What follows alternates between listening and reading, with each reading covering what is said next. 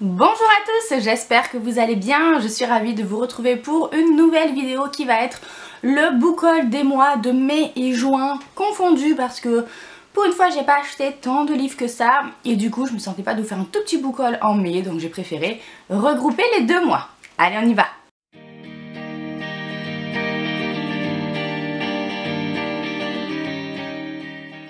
Je commence avec les services presse et j'ai reçu des belles bricasses, c'est pour ça que je pense que je ne les ai toujours pas lues, j'avoue. Tout d'abord, La Cité de l'étang de S.A. Chakraborty que j'ai eu de la part de De Saxus, qui est une sorte de roman fantasy qui va se passer dans un milieu oriental. Apparemment c'est l'histoire d'une jeune escroc qui va accidentellement invoquer un djinn qui est une sorte d'esprit et tous les deux ils vont devoir fuir le Caire et vivre plein d'aventures, j'imagine. Ça me tentait parce que je trouve que le fait que ça se passe en Égypte en quelque sorte, je trouve ça original, ça change des mondes de fantasy médiévaux classiques qu'on peut lire, donc celui-là m'attirait bien. Un autre que j'ai reçu, alors là en termes de bricasse on est au top je pense, que j'ai demandé tout simplement parce que c'est l'auteur quoi, je sais même pas en fait si j'ai lu réellement le résumé.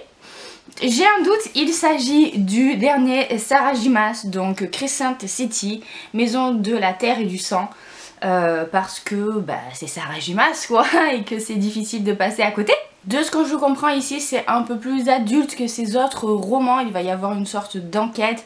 C'est l'histoire de Bryce, une jeune femme mi-fae, mi-humaine qui va se retrouver mêlée à un meurtre et elle va devoir mener l'enquête avec, comment ça s'appelle, une sorte d'ange noir, un ange déchu, etc.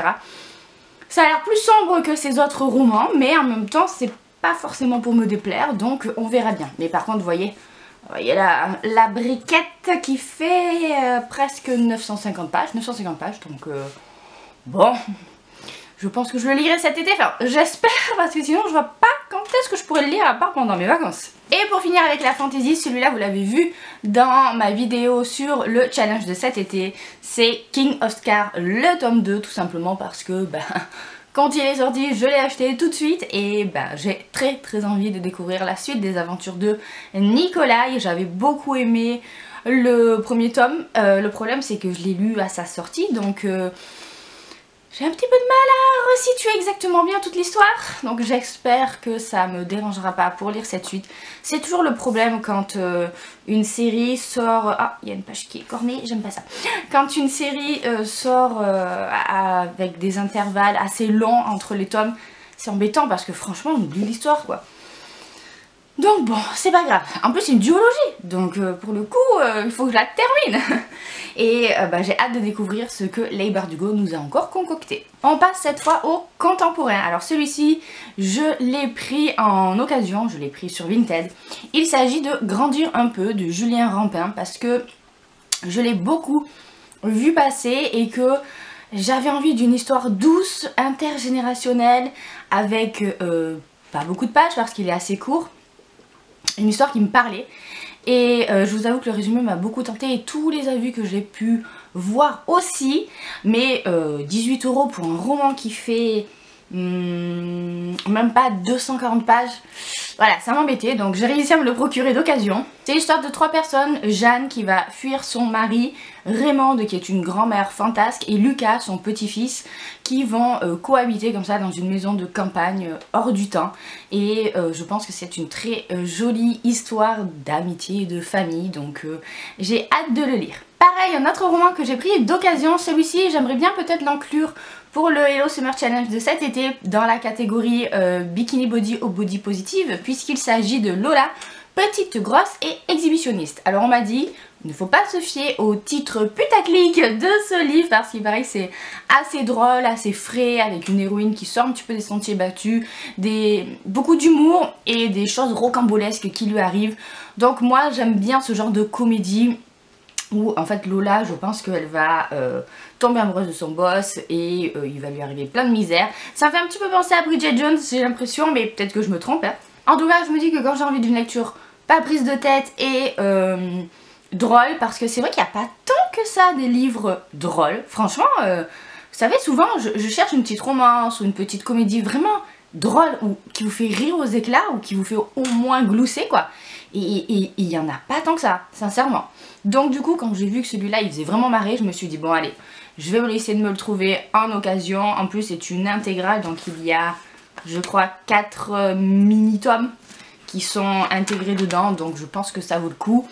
Et voilà, peut-être pour le challenge de cet été, je vous dis. Et ben tiens, d'ailleurs, dans ce challenge, toujours dans la même catégorie, j'ai inclus En équilibre de Morgane Moncomble que j'ai reçu de la part des éditions Hugo en service presse et que j'ai aussi intégré dans ma vidéo précédente. Mais du coup là, je vous le montre parce que il a fait partie de mes dernières acquisitions. Ça parle de 2 sœurs qui sont fusionnelles et qui sont passionnées par le cirque. Une est mince, l'autre est plus grosse. Et du coup, celle qui est un peu plus en chair veut elle aussi faire du cirque, veut en faire son métier, sa passion, mais les gens, j'ai l'impression, un peu plus de mal à peut-être l'accepter. On verra bien ce que ça donne. Morgane Moncomble, c'est une auteure que j'ai déjà lue et que j'avais bien aimée, donc je me suis dit que ce roman pouvait me plaire. Et pour terminer, une lecture graphique, c'est un roman graphique que j'ai eu en cadeau pour mon anniversaire. Celui-ci en fait je l'ai vu passer sur plusieurs comptes Instagram je crois et chaîne YouTube, et en fait j'ai trouvé le principe de comment l'histoire est racontée absolument génial.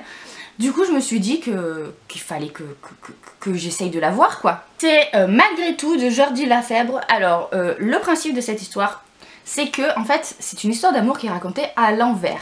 Donc dans les premiers chapitres en fait vous avez les personnages quand ils sont âgés, et au fur et à mesure des chapitres on recule dans leur vie et on les retrouve, je pense qu'à la fin j'imagine ça doit être leur rencontre quoi. Et je trouve cette narration super originale et je trouve l'idée géniale quoi. Donc j'ai hâte de le découvrir. J'ai l'impression que ça fait quand même un peu pleurer, ou en tout cas que c'est super touchant. On verra. Je trouve les dessins très très beaux et écoutez, je suis vraiment curieuse quoi de savoir comment est-ce que l'auteur a réussi à raconter une histoire d'amour à l'envers sans nous spoiler, tout en laissant des zones d'ombre, tout en nous donnant encore envie de découvrir la suite. Enfin, je trouve ça trop bien. Voilà, je trouve ça trop bien. Voilà donc pour ce book haul, j'espère que cette vidéo vous a plu. Si c'est le cas, n'hésitez pas à laisser un pouce en l'air ou un commentaire ou la partager. Ça fait vivre la chaîne et donc c'est super important. Je vous fais plein de bisous, je vous souhaite de très bonnes lectures, un très bel été et à bientôt pour une prochaine vidéo. Plein de bisous!